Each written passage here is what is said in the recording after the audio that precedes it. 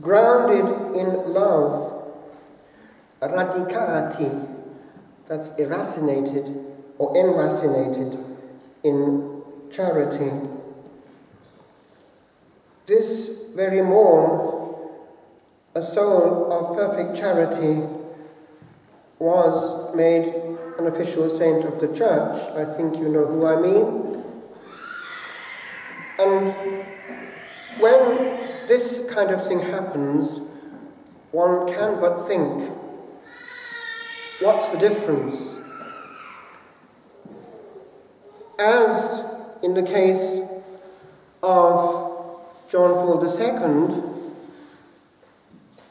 because in student days one could but not sort of bump into him because anything happening he was there in Rome, so too with this one of us, ordinary woman, we had contact.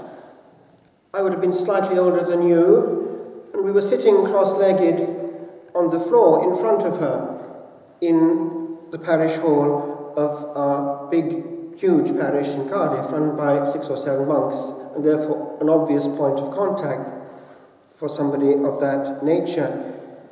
It led to having co-workers in Cardiff going on to this day. But in those days she was not as well known as later on, and therefore she could move around more easily. It was 1970, and they were happy days. And what hit us was the ordinariness of this lady. At the end of her little talk and the pictures that she projected of her work, in which she insisted that she was called to serve the poorest of the poor, there was a small session for question and answer, and one of the Benedictines, Dom Lawrence, just answered the invitation with a question which he thought might be of interest to those present, the little ones like ourselves, particularly the girls. Well, Mother, if I wanted to become a sister in the order that you have founded, what would I have to do? And she just looked at him and said, well, Father, if you wanted to become a sister with us, that could actually pose a problem. However, if you wanted to become a brother, and she went on about the male foundation, which he was quite free to enter. And she was, by that very fact, showing how close she was to every other person there. She went into prayer mode at the end, not following any pattern, but inviting us to come with her into that cloud of intimacy with Jesus, which in her prayer, spontaneous and from the heart, we felt as vibrant and energetic. She was a being of charity. She was in Dublin for a while, learning English, and she was in those days a young Loreto nun. But this call within the call came to her, and it can happen. It happened in the case, for instance, of a Marist father, now Saint Pierre-Julien Aymar, who felt that the Lord was calling him for a specific work within the work, and it led to the Blessed Sacrament Fathers being founded. These are nudges picked up where? Not in front of a screen, but in front of the tabernacle.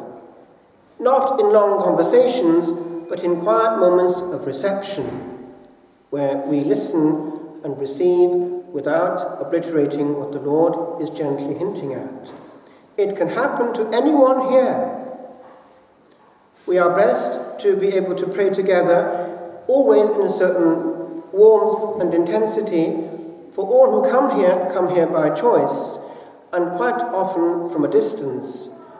And therefore, we all are carried together into this cloud of otherness and glory which surrounds us, for the Lord is truly free to bless and to talk, where there are 2 or 3 gathered together in his name, truly wanting to be there and giving him his place and his throne. So pick them up. They can come in a reading, they can come in a sermon, but they can certainly come at Holy Communion, as also at the elevation, when the angels are all there, your angels come close, all the guardian angels whiz towards the altar at the moment of consecration, so the altar boys are covered in a dense cloud of angels. It's heavy angelic power and presence around us. So the Lord is free to act, and he will act on the little ones when they are pure and clean. Keep them so. We notice that the Lord is keen on the little ones. And so this hidden saint, who is now known worldwide, was pleasing to him because she was not in any way seeking her glory. Many have set out to found, and it's been a dead end, because it wasn't the Lord who started the work. She just got out of the way, and the Lord did the rest. Humility is kind of important on not only the spiritual level, but also the human. It concerns us all. Few things are more repugnant than a person full of him or herself. Few things are more attractive than a person empty of him or herself, who actually honors the person in front and doesn't reign over that person. There are several subtle ways of being God here on earth. The fundamental sin of Satan was that he wanted to own his gifts. He would reign, and reign he does, but over hell. But those who resemble him are in the same game, to some degree. And it's not only people far away from him, but it can be holy people too.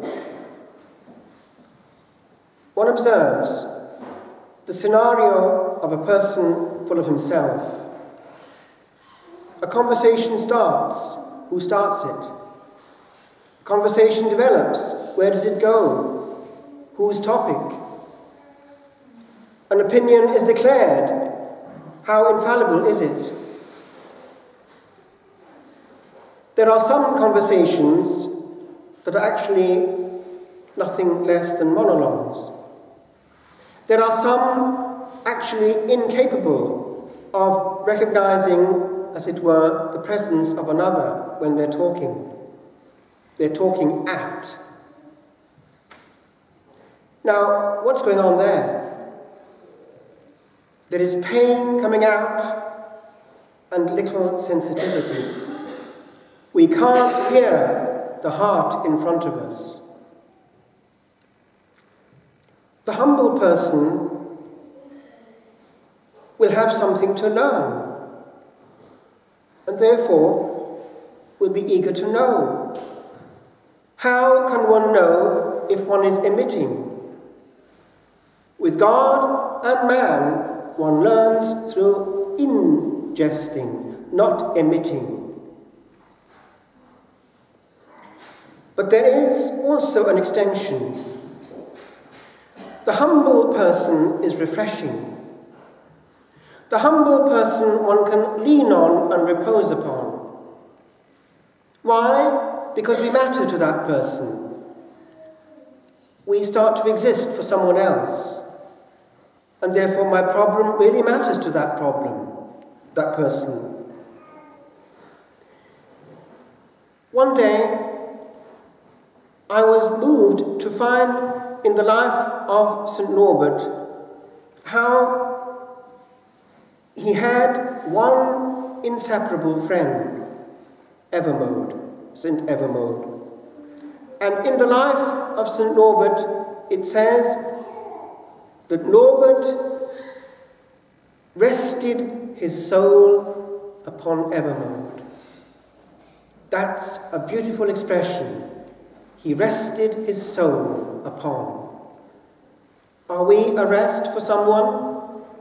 Can someone come to us, be met on the deepest level, be healed by the fact that we're attentive and care, and go away with joy and a measure of healing at least? It happens not just here and there, but on a daily basis. We're always meeting people, are we not? What is the end product of a meeting? Do they want to come back? Or have they had enough? What is the reaction when we come into a place? Is it, oh, him again? Or, oh, great. The true reaction is not declared. It's deep down, and we know it. And we can pick it up, actually, if we sharpen our antennae. I just want to finish with one point which is actually parallel. In that context of St. Norbert resting his soul upon Evermode, there was no need there for any form of artificial help. They didn't have to sit down together to watch something. I remember hearing this years ago, that one monastic community had been invited by the abbot visitator to bring in a television so as to heal the divisions in the community by doing something together in recreation. And I thought,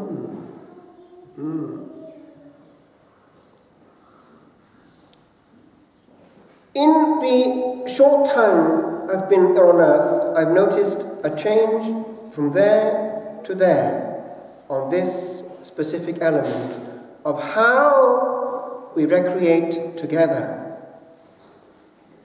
In student days, way back in the 70s, life still was actually fairly simple compared with what it is, in the sense that the art of enjoying a fellow student's company was cultivated.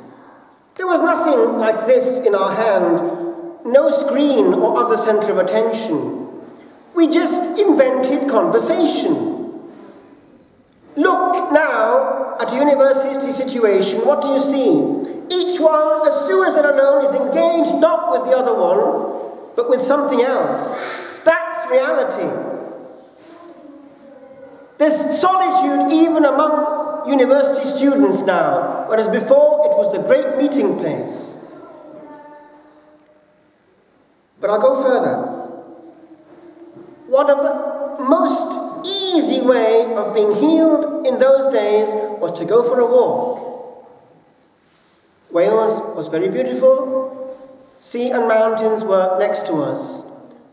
Going just for a walk, maybe with a Latin primer or something in hand, asking us questions on the way so as not to waste time, but homegrown rest in someone that one trusted.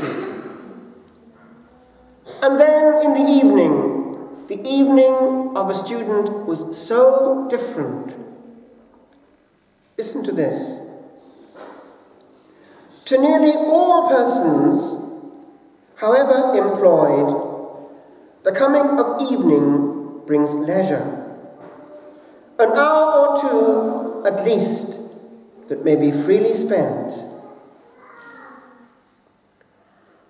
It goes on, and then it comes to this.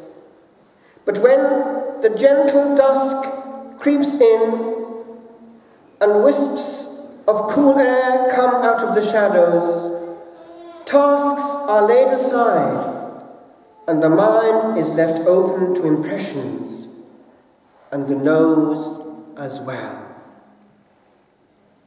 The walk, the talk, the daring to gaze into the eye and spend a long moment getting to know somebody, it's far superior and far more beneficial than yet more of this until we die.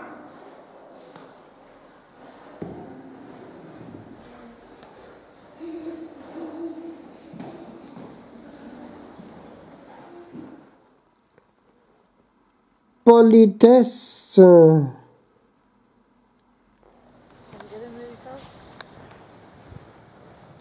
To talk across is never to be heard, in that we would not listen. 'Tis to be of little worth in uttering a word, awaited not and waited not, but free and easy in its coming oft, too oft for laden ears. For sounds like tears are gathered best where rest is very soft, and deaf proximity no being nears. O angel that spoke well in Galilee, on bended knee at womanhood all low, a highest seraph inner courtesy, all ear for but a whisper, but a bow. Teach us to tremble at a tremored space of air on fire, where soul a soul can face.